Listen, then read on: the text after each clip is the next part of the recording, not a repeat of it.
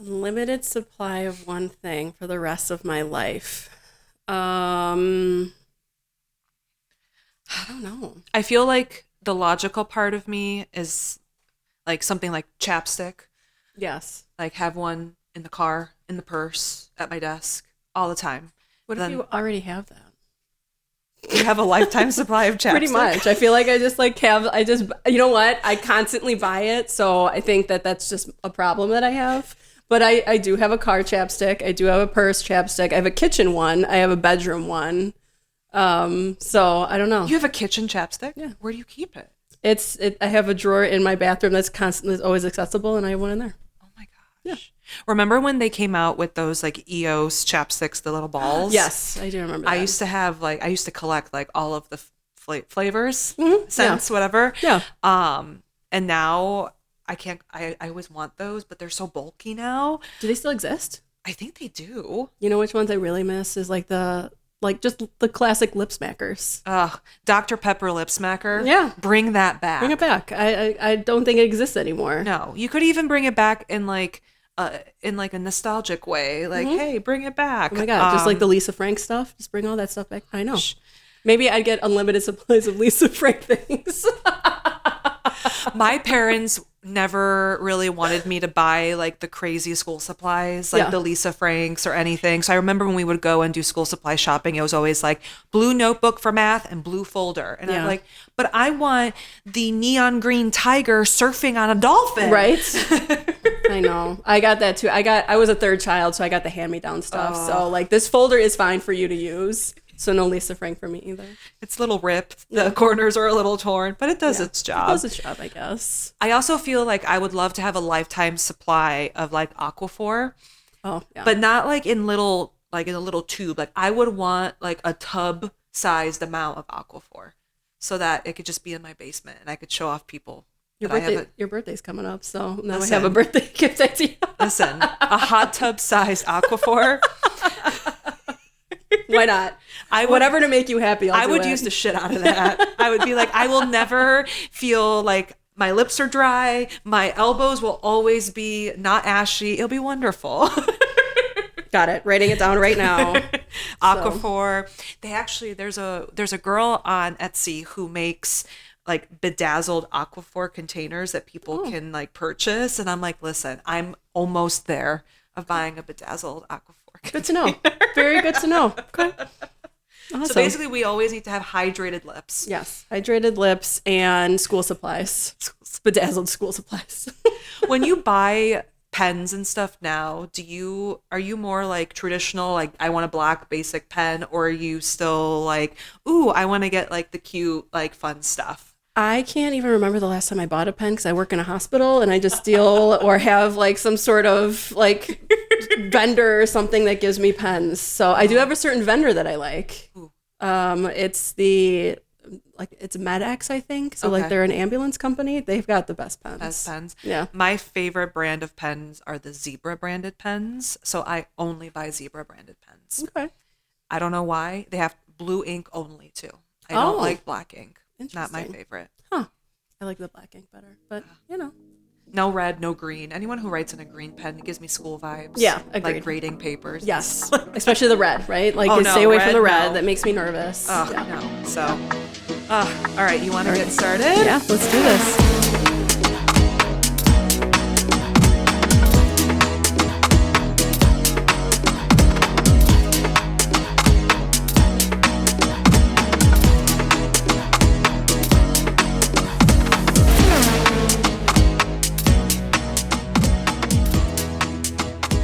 Welcome back to Lap It Like It's Hot. We've had a little bit of a hiatus. I think we needed a little bit of a break after the Indy500. We had a lot of activities that we went through, so we'll talk about that.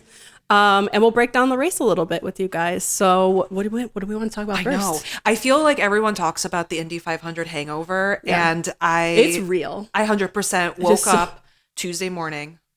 I didn't want to do anything. I was like, I can't. Thank God I took anything. that day off. I know. Oh my God. Yeah. That was the best idea ever. I was like, where is the ibuprofen? Yeah. I need to take some ibuprofen. And not that we didn't drink either. No. Like we were very responsible adults, and like reasonable time that we went home. Yep. We ate dinner like responsible people, and like I don't know. Like I guess we could start with even just carb day, but like we did not rage on carb day. Nope.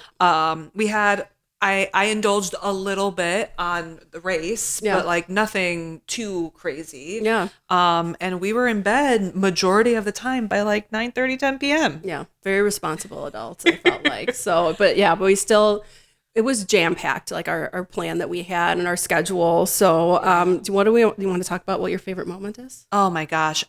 I think my favorite moment was when we arrived on carb day and just walking in for the first time. Like I know that we were there for the Indy GP, but it's a completely different vibe. It felt different. Like I walked in, I saw the pagoda, and I was like, fuck yeah, we're here. Yeah. And from that moment, I was like, okay, I understand the magic and this concept that like the Speedway during the month of May, especially during 500 weekend, it turns into this like living, breathing, mythical creature. Mm-hmm. And it just, you either get the best experience, or if you're driving, you might get chewed up and spit out. Like it's such a weird, cool vibe. Yeah. So that was definitely like my moment. I was like, oh, we're here. Yeah, I know. Well, it was a year in the making that we like kept talking about it back and forth, and like we can't wait for it. And then the day finally came that we showed up, and it was like you said, just like it's surreal being there, and just everyone is like so excited, and you can feel, I don't know, everyone's just so friendly to each other. But like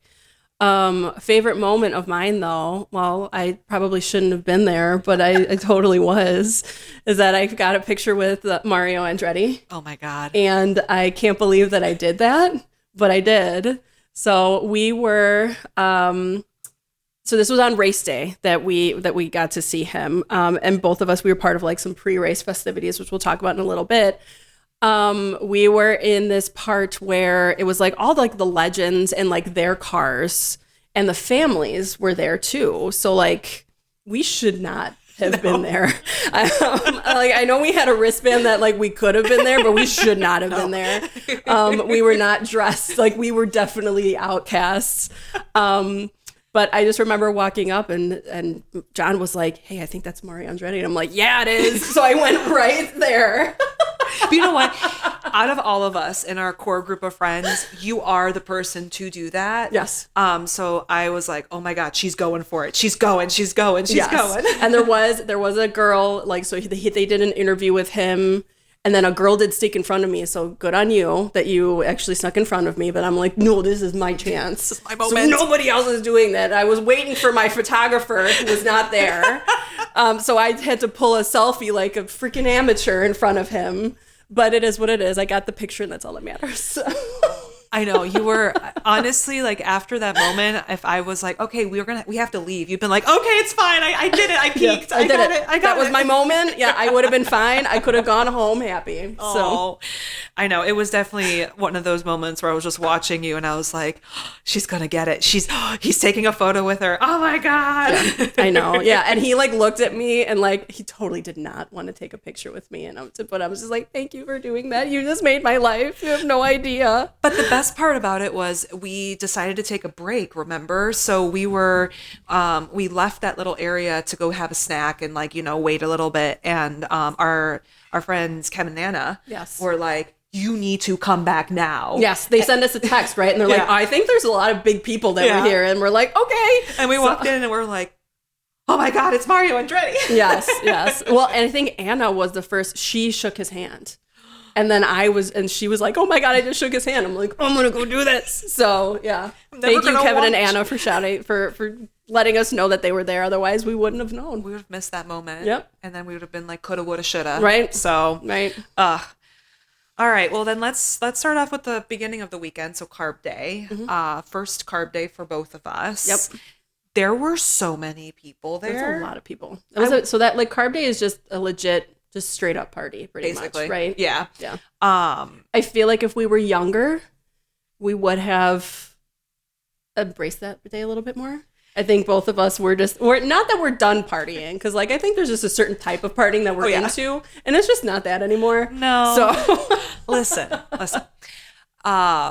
It was fun seeing, practice and all of that. But we went to the museum. Yes. And we saw that. And then we were like, okay, let's just do this and dilly-dally around. There were people just being like, I'm here to guzzle beers and see fast cars. Yes. So, yeah. Or not even. They're just there for beers. And like, True. then that was it. Like, they're like, cars are here. It's just nice to have. Yeah, there was a lot of staggering around and, you know, like just like music festival vibes. Yes. I feel like that's 100% how it felt like. But the museum, we got to go there for the first time since it reopened, and it was gorgeous. I walked in and I'm like, hot. You look at the building when you walk in and you're like, oh, this is nice. It's, you know, small. And you walk in, you're like, oh my God, this place is huge. Mm-hmm. And we like didn't even know where to start. Like, no. should we go? So I know we ended up at like first, like the basement part of it first, but like it is just so big, and it was a very cool experience. I'm glad we did that. Yeah, I think the little show that they did where like you're with like the front row 3 cars and they're playing like the movie, and it's like the whole, you know, vibe, and I'm like, okay, like they spent a lot of money, and you can definitely tell that they thought about the fan experience at IMS. One thing I didn't like is that they don't allow backpacks in there. I know. So we had to just like throw our backpacks in a pit with like just unsupervised, and just like went with God, and we're like, hopefully that our stuff's going to be there when we get back. So they could have thought about that. Yes, you spend millions of dollars. Lockers, right? Something, cubbies, like tickets. You know, I don't know. At Disney or at Universal, like some rides you can't have anything on your person, and they have these like fingerprint. You just put your stuff in, fingerprint, put a code in, and go. Right. This whole like, I'm going to trust complete strangers from not taking my stuff. Mm-hmm. And it worked out. It worked. Thank God. But like, I don't know. That felt weird. Yeah. I didn't like that. But I did find it really funny that everyone was taking photos of Joseph Newgarden's oh God, I'm blanking on the name.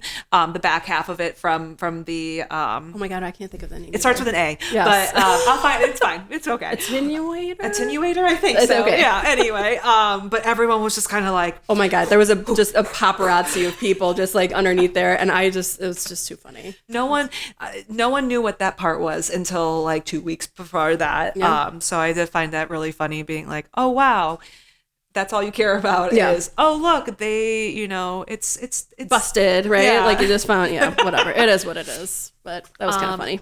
But outside of the museum, there was a very special race that day, the Indy500, which like the drivers hated it. Like, I know. I didn't realize how much, like, I started listening to some like interviews and podcasts and stuff like that. They thought it was incredibly stupid. Yeah. And I'm just like, how dare you? How un-American. How un-American are you? How dare you? Because who's not excited when they see the Weenie Mobile driving down the street? And we saw all 6 that exist. That's true. In one place. In one place. The jury's still out whether or not it was rigged. I still think it was rigged. 100%. There was just no way. Yeah. But I think Rossi said it on Hinch and Rossi, where, you know, he was like, I don't even like the Puppy Bowl or this, whatever. And I'm like, okay. Well, I mean, he's just not, you know, he doesn't like anything, I feel like. I get it. It's not the vibe. But I did look into, there used to be a race called the Freedom 100. And I believe it was like junior drivers racing, kind of like a mini 500. And I'm like, okay, I understand if you were a driver and that's what you got to see, and you saw like the future of IndyCar doing something like in a mini format. Yeah. And then you go in and they're just like, stand up for the national anthem, and it's the Oscar Mayer Wiener song. I can see them being like, okay, guys, like that's a little cheesy. But a part of me is like, okay, this event is not, yes, okay, it's for the drivers, right? And everyone wants to win the 500 or whatever.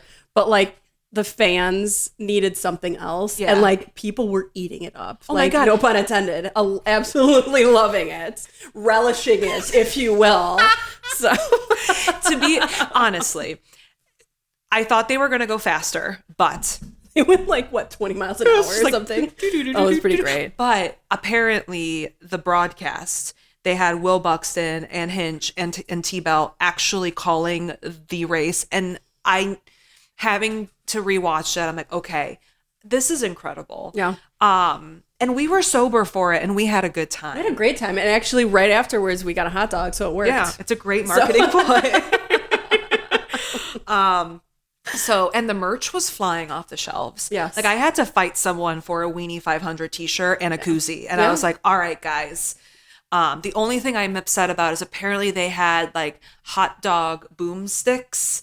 Yes. And I was like, I wish we missed those. I had that. But the amount of people in like hot dog costumes, like I'm here for the Indy500. I didn't even know that was going to happen until like the day of. Like, so did they announce it before? It was a very quick announcement. Like, I think it was maybe a week before where they're like, the Indy500's coming. And I think it slapped. I think we should have it every year. I agree. I think like people loved it. I think it's just a fun, like little just stunt, right? Yeah. And like, it was definitely fixed that you can, it was like just a little bit of a show because one of them, I can't remember which one it was. It was in the lead and then suddenly it started smoking. Yeah. It was the Midwest dog. The Midwest dog that was smoking. And it was hilarious. They're like, we can't have the hometown hero win the Indy500. Fair enough. But I didn't know that the drivers, like, they have personas. So there's like Sarah Sauerkraut. Like, that's her name. And I'm like, okay, like the fact that these drivers like lean in that hardcore for it. Okay, I will. Like and the kids loved it. Kids loved it. Well, and we saw the drivers afterwards, and they celebrated by like covering themselves in mustard. I think they did a mustard like shower or whatever. Hilarious. The fact that the trophy was just stuffed with glizzies, and it was like a real trophy, just hot dogs in it, and then they were just covered in mustard. I'm like, we need. This is America. We need this. We do. So what's more American than hot dogs? Nothing. We ate a lot of hot dogs. We did over that weekend. We sure did. And then we went and saw the concert. Yes, for a brief moment for the one song that we were waiting for, and then because again, I think it was like a music festival kind of vibe for the concert. It was All American Rejects and Bret Michaels, and we were hoping that All American Rejects was on first, and they were. So and just everyone was just super sloppy and drunk around us, and as knowing that it was going to be in the snake pit, and knowing how small that snake pit is, it was way too small. I was so surprised that they didn't make it bigger or have two entrances and exits. Right, I know, because like.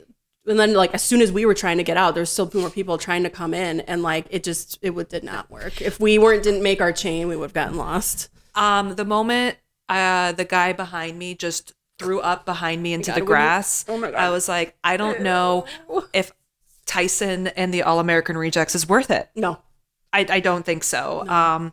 We heard Dirty Little Secret, and we're like, all right, we're set. We did it, and we left, and it was kind of nice, like being able to leave without the chaos. Yeah. But a carb day, I understand the hype of it.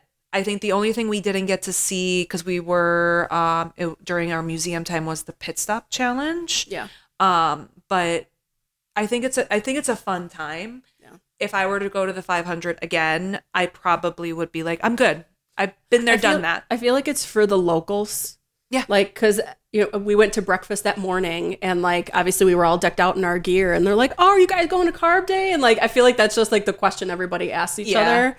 And we're like, oh yeah, we're going to head out there after work, or yeah, my dad, he takes off of work every year and he goes. So seems like it's just more of like an Indiana thing that they do. Yeah. So it was good. Yeah. But then we also did Legends Day. Mm-hmm. And that was a quick one. That was an early one, but a quick one. Less people, definitely. Yeah. It was interesting how they had it laid out. Yeah. So when we first walked in, we were like, do we go this way? Do we go this way? So we just picked a line, and then we looked up, and I was like, okay, so this is the Graham Rahal, Marco Andretti, Marcus Armstrong line. And we just looked at each other and went, okay. Yeah. We're like, I'm not going to move. That's fine. We're here. But the fact that you only could pick one line and that's it. Yeah. And kind of say, all right, these are the drivers I'm going to pick. Well, they closed those lines pretty quick too. Because like doors opened 8. And like we were there right at that time. And like we jumped in a line, and maybe 15, 20 minutes after, I feel like those lines got closed quick. Especially if you were like the front row with Schwartzy and Takuma and Pato. Like that line was closed by the moment we made it through the tunnel. And I'm like, holy shit. Yeah. I have like, a lot to say about that. I know. Well, so like, are they? That's not like pre-set, right? Like, can you see what line is what beforehand? So it's based on qualifying row. So Okay. Marcus, Marco, and Graham were in the second to last row. Okay. Like you had Colton and like his row mates. So it was Colton, Jack, and Ryan Hunter-Reay in the third to last row, right? Yeah. So they do it by where they qualify. Got it.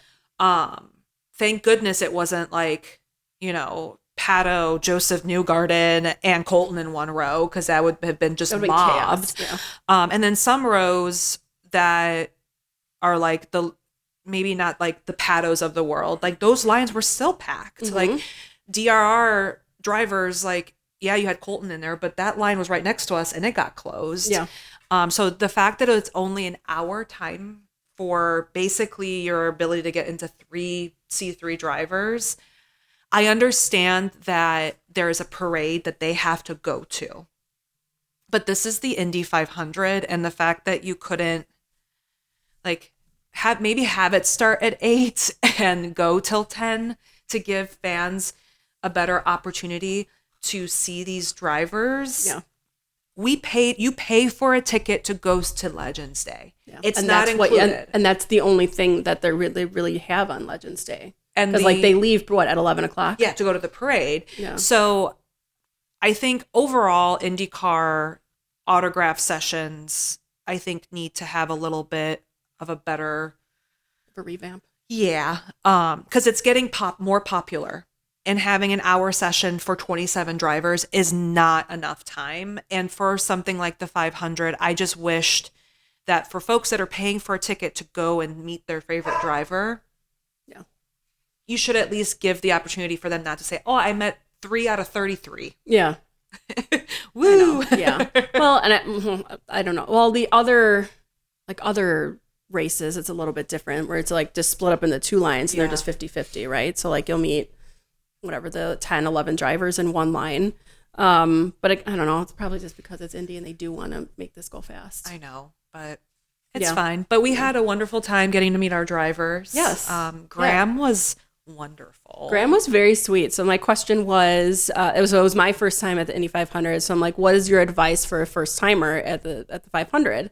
And his advice was to make sure that we got there early, make sure like we found our seats and things like that, and like that we had enough time to see the pre-race stuff. And he was totally right. The pre-race stuff was really cool to see. Marco's advice was don't drink that much. So and very insightful, sir. And then I'm going to leave the last one to you. Marcus. His reply was basically put all your money on Joseph Newgarden, which actually, if we did put all of our money on Joseph Newgarden, we would have lost all of our fucking money. Right? Well, because and at that time he was already at the back of the grid. So like, why would you even say that? And it took him forever to think about this answer. And right? I get it. He's probably tired. It's a long month and you're probably dealing with some really either super weird fans or, that wasn't a weird question. No. Like, it wasn't like, what's, I don't know. Like, this was his second 500. Like, I would have loved for him to be like, oh my gosh, so last year, this was like a moment that I'm like, I need to remember this forever. You should as well. Yeah. Because that's all he could have done. Right. And as being somebody who is a Marcus Armstrong fan. Are you still now after this? I am. This is like a really... Just solely his ability to drive, and that's it. Nothing else about him that you like. No. He needs to redeem himself. Maybe at Road America. Hopefully. He'll redeem himself. Maybe. Kind of stupid question I can ask him. We'll see. I'll find a stupid question. You'll find one. You'll be like, what I want to ask him is, what the hell happened to your podcast with your friends? Because you had a podcast and then it went away. Yeah. Oh.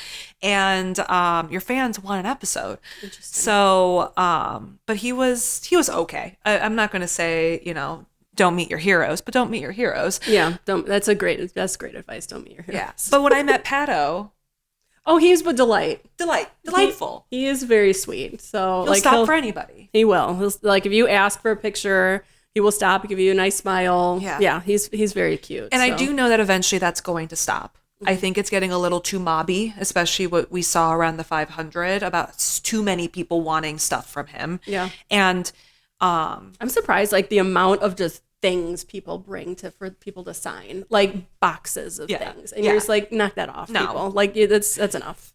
I just think that we also have to interact better as fans, and I get that.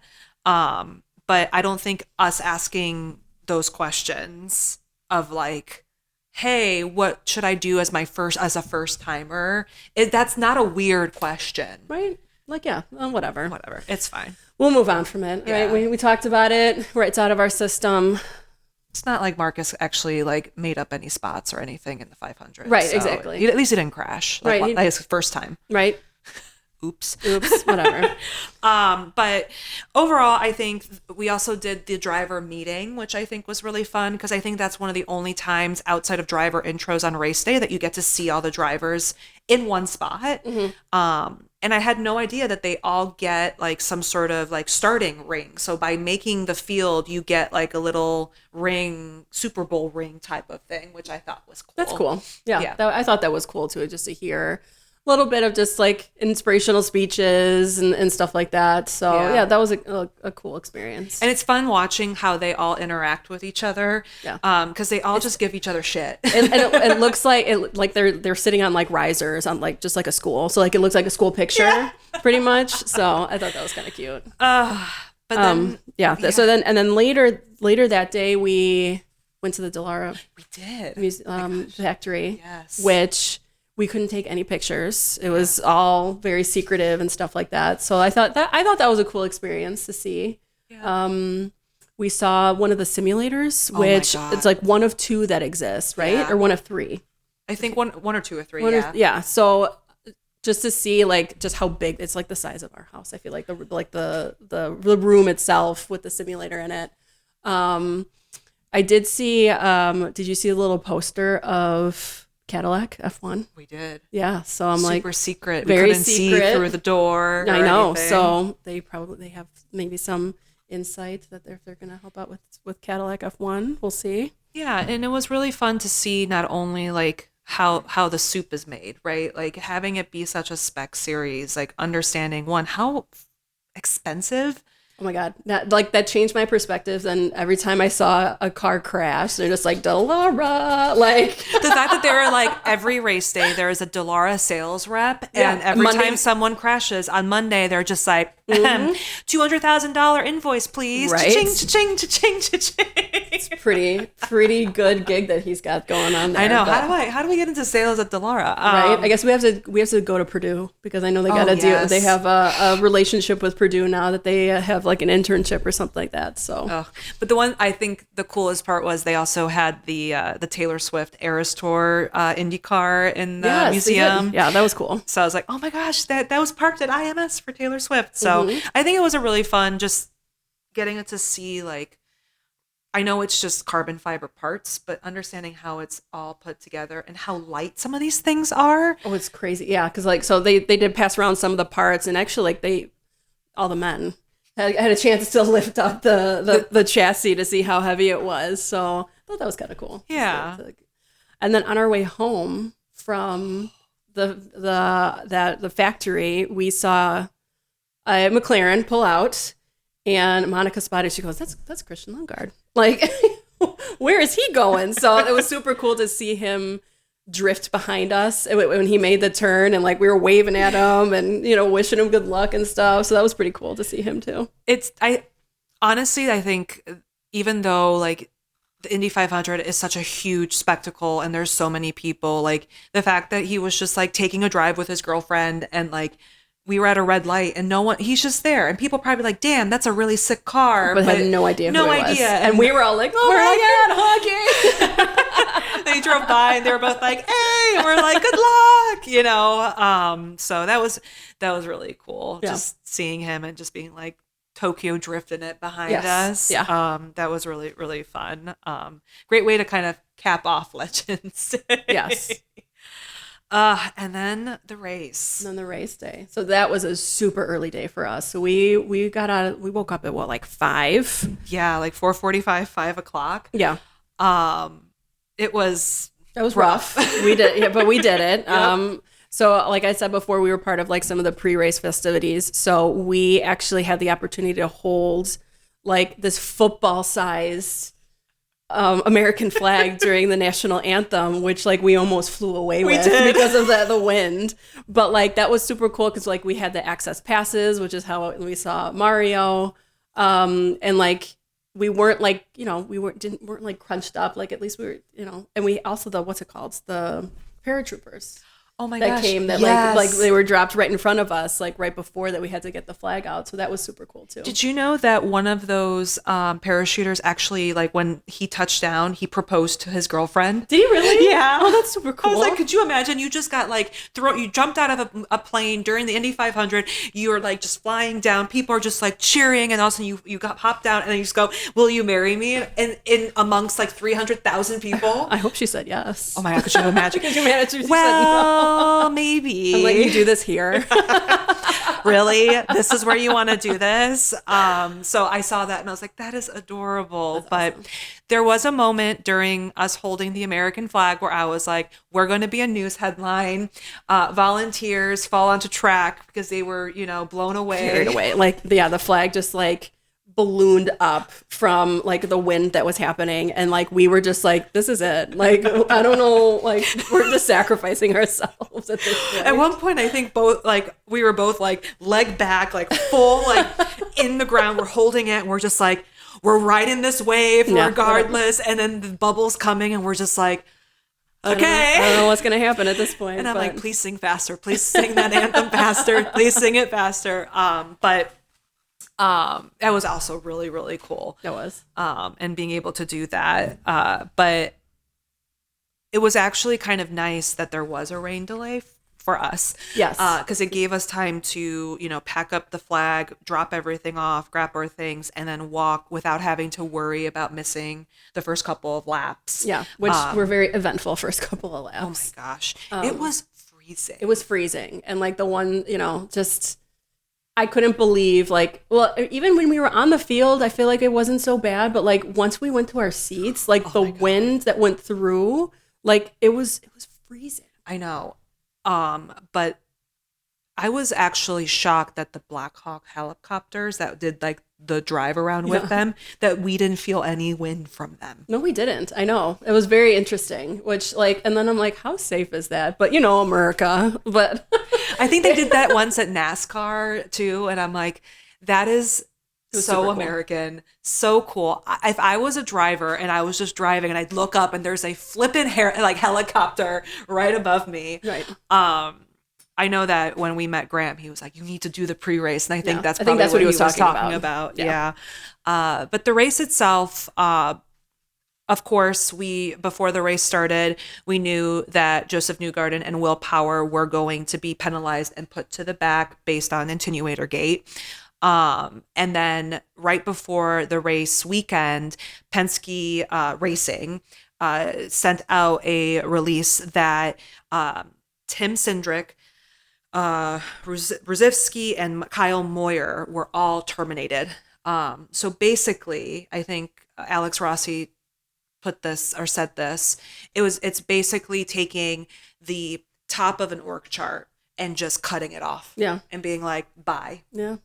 And I was actually shocked that Roger Penske was like, y'all three need to leave. Right. Especially like right before the 500, this is like the pinnacle of IndyCar. So I don't know. I mean, Penske, they're no stranger to push the pass gate. Right, all those issues that they have. Well, it also got me thinking, listening to all of these people chit chat about Attenuator Gate or whatever and push the pass gate in 2023. I didn't even realize this. So Marcus Ericsson was leading the 500. Joseph Newgarden was second. You had that really bad crash, and they literally red flagged the race and then said, you have one lap of green. They left it to one lap because they didn't want to finish it on a caution. I get that. But one lap. For the pre-race, we saw many times they needed to go around to warm up the cars. And a lot of people were like, a little. Marcus was a sitting duck. Yeah. At that point, once they made that decision, Joseph knew he was winning the race. Right. Just like Penske just set that up for himself. It made it seem like it, right? And it still bothers me that both Joseph and Will their teams were fined $100,000 each. It's basically just transferring money from one account to another. So in reality, it's not even like they're losing money. Right. I mean, I'm sure it bothers a lot of people that like, yeah, he's like an owner of the series, yeah, but then also owns a team. Like, you shouldn't be allowed to do that. It would be like if Red Bull, like Christian Horner, owned Formula One. Right. You're like, doesn't feel like it just doesn't feel right. But you know, that's what rich people do, I guess. Yeah. But out of all of this, the fans have been asking for the transparency, and what we're going to get in 2027 is we're going to get an independent officiating board. So similar to kind of like the FIA for Formula One and like the race stewards and everything. They're a third party. They're not owned by Penske or whatever it might be, right? So we'll see. While we do know that the FIA has fucked up a good chunk of times. I was going to say, I'm like, hopefully that's not going to be like the FIA because Abu Dhabi 2021? Yeah. Yeah. But I do think it will be a start to kind of separate church and state and separate Roger from Penske racing, right? So we'll see what happens there. I do think that Doug Bowles coming in as the president of IndyCar, I think he has some great ideas on bringing that type of transparency. So we'll see. Okay. But the beginning of the race was interesting. Very interesting. I feel like it didn't really get started for like 20 laps, right? Because like they were under caution how many times? Well, we had Scotty crashing on before green. Devastating. I've never heard that loud of a gasp. I know. Everyone was just like, I know. And watching him get out of the car and just sit there. And I'm like, you probably hate yourself right now. Mm-hmm. The fact I can't imagine. No. Cannot imagine. Well, like, I know the tires, and I was looking this up, like what I think their cutoff for the temperature is like 45 degrees. Mm-hmm. And like it was one of the top 5 coldest races, and it was like barely 60. Yeah. Right? It was barely 60. Like there's no like it was gonna happen, I feel like, to one of them, and I'm so sorry that it happened to Scotty Mack because he's just I saw the picture the night before of like him in like an empty at the IMS, right? Yeah. I thought that was such a cool like whatever. So everyone is always so excited. And he was such a fan favorite. You know what I mean? Like everyone wanted Scotty to win, and it was just devastating. So then we went under yellow, and then we finally made it to green, and my favorite, Marcus Armstrong, right behind Marco Andretti, and Jack squeezed Marco, and it was the 0.5. The 0.5 for Marco. I know, that was pretty sad too to see. And of course I was wearing the Marco shirt too. So I'm like, is it me? It's me. I've said it before. I'm the problem. So you weren't wearing anything Colton related, and he had a pretty decent of normal race. So it is me. It's you. Is what you're saying. So, but is this the last time we're going to see an Andretti on the grid? I know. Yeah, because that's what 20 years. I know. Well, and this is his only race. So like I can't imagine like you just hopping in one race in the season and you like do it, producing good results.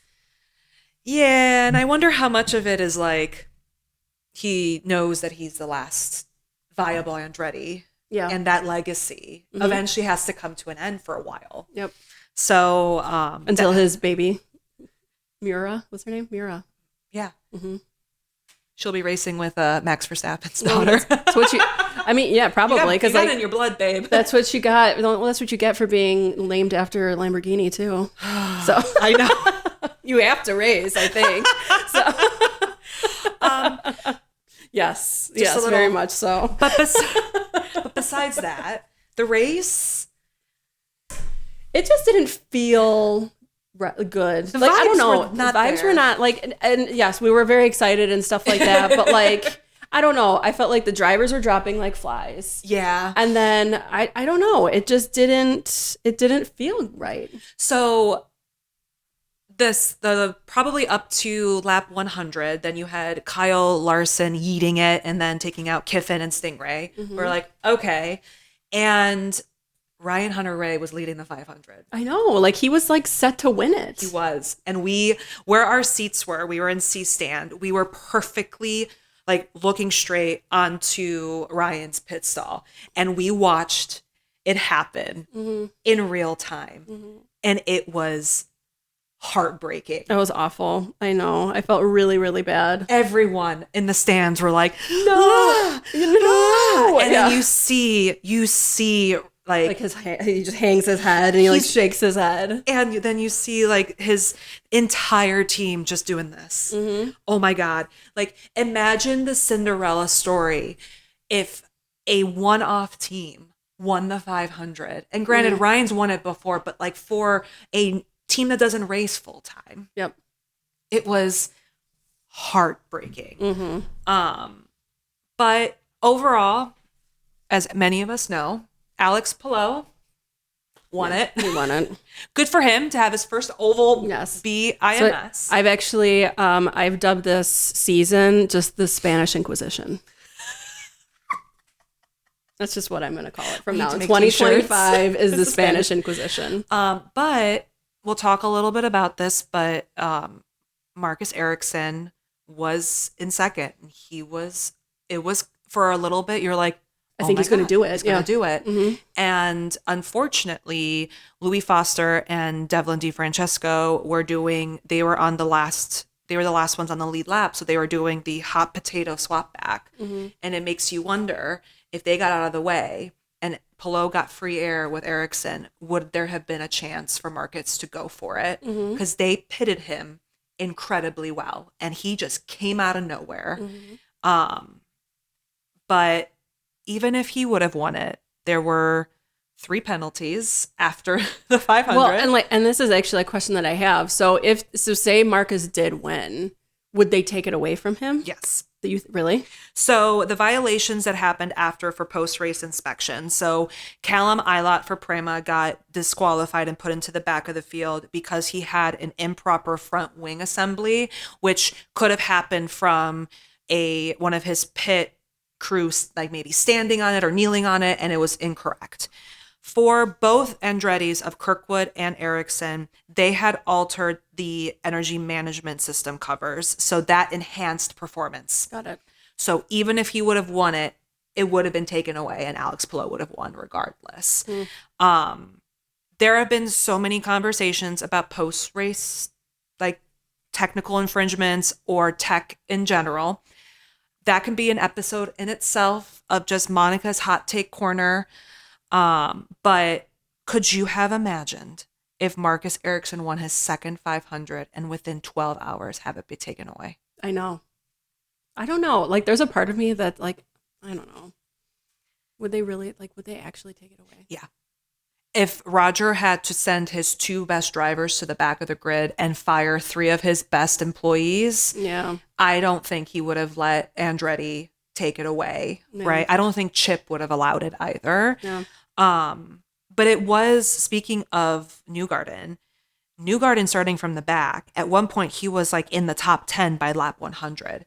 If he wouldn't have had his issue in pit lane and retired a car, Palou and him would have battled it out. And there were so many, I think how I categorize this race is what could have been. It was just so many what could have beens. And if the weather was 5 degrees warmer, if it wouldn't have like sprinkled, it didn't even rain, it sprinkled. Would that have given Alex Palou the chance to win? I don't think so. Yeah. I think Joseph Newgarden would have won the three-peat if his car didn't fail him. Yeah. Which would have been another incredible story. Yeah, that would have been absolute chaos. So, you know, I'm happy for Alex. This is the one thing he's been chasing forever. His photos with his daughter, super cute, drinking the milk. Yes. I mean, it's pretty incredible that your first oval that you win is the 500. So I know. And I was tongue-in-cheek joking. I was like, damn, he's still in court with Zach Brown with that whole McLaren debacle. Is he really? This money that he just made is going to probably help with some of those legal fees. I would imagine. His purse was huge. Yeah. Yeah. I would like a little bit of that. There was one more issue that we didn't talk about. Oh no. Poor Rossi. Oh my with God. his fire. So like we were actually listening. So Monica had gotten the radio. So we were actually listening to like play by play what was happening. So we were like 5 seconds ahead and we're like, oh my God, someone's on fire. And then they say, oh my God, someone's on fire. It was pretty nuts just to hear it live on the radio like that. But that is super shitty too. Like, oh my God. There's a weird, unfortunate chain of events to happen. Yeah. It also got me thinking, right? You had a car burst into flames on pit lane. They had to throw whatever liquid fire suppressant on the car. You had the fueler. His hands were on fire, and he was still trying to take the car fire out while he was on fire. And you didn't throw a yellow. Yeah, right. You didn't close pit lane. Yeah. You didn't do any of that. You saw the fire go up on from the fueling hose. Mm-hmm. We saw that in the replay. Mm-hmm. Thank God everyone was okay. But we all remember, Jos Verstappen's ball of fire, the Romain Grosjean crash. And you're like, that could have ended really badly. I know. And you did not throw a yellow to close pit lane. Yeah.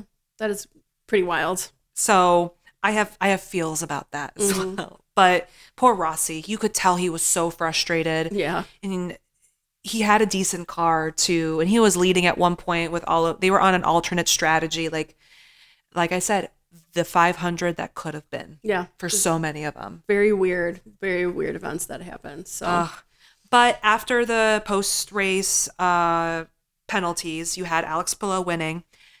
Davey Malukas, second place. Yeah, good for him. I know. It's pretty amazing. And Pato, third. Yeah. That poor man. Oh my God, he was sounding off. Yeah. Too. He was, I know he actually had to backtrack and apologize, I think, because... no, don't do it. Don't backtrack. Yeah. Speak your truth, queen. Yeah. Because honestly, I am so sick and tired of watching media-trained F1 drivers say nothing of 5 million different ways. And Pato, and we'll talk about this in our next episode or with Detroit, but he was also vocal about Detroit as well. And you know what?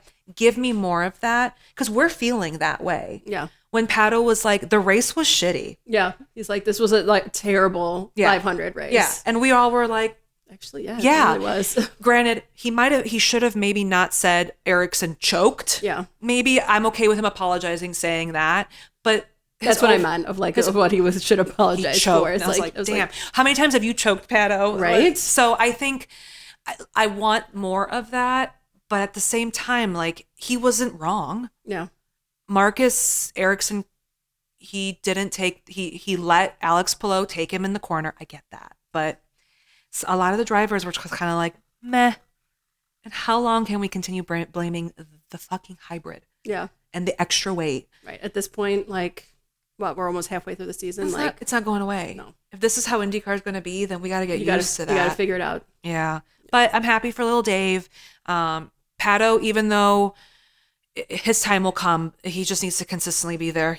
And I get that. But now I feel like Alex Palou could take a 6-week vacation and still win the championship, so it doesn't even matter. Yeah. Right. Exactly. But overall, an amazing weekend experience. Yeah. I would definitely go again. Yeah. It was a lot of fun. I did. Thank you for planning it. It was amazing. Oh my gosh. Apparently, a lot of people watched it. Yes. At 1.8 million people were watching it. Mm-hmm. What another thing that I was surprised about is they don't air it in the area unless it's sold out. Is that what I understand? Yes. They black it out for local television. That's so crappy. They want people to go. Yeah, but yeah. So what? How many people was there? 400,000? I think it was 360,000 plus. That's insane. But that doesn't even count all the people around the track that have their little porch parties and watch parties and all of that stuff, right? Yeah. That entire neighborhood is just alive and buzzing, and downtown Speedway and all of that fun stuff. But we did get to see Gronk and Tom Brady. We did. They just passed by and whatever.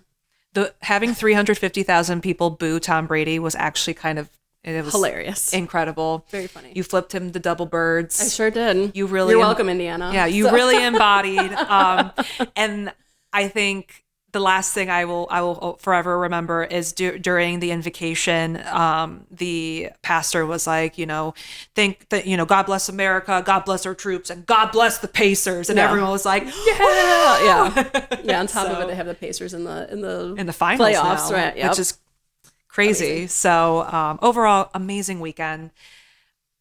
It feels like we need weeks to recover from it. Yeah. And there's just back-to-back races. Yep. So we'll see what happens next year, and we'll kind of go from there. Cool. Sounds good. Yeah. So thank you so much for listening to our episode. Thank you for giving us a little bit of time to recuperate mentally and physically after the 500. Yes.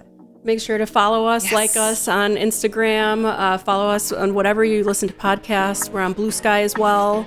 Until next time. All right. Thanks, Bye, guys. y'all. Bye.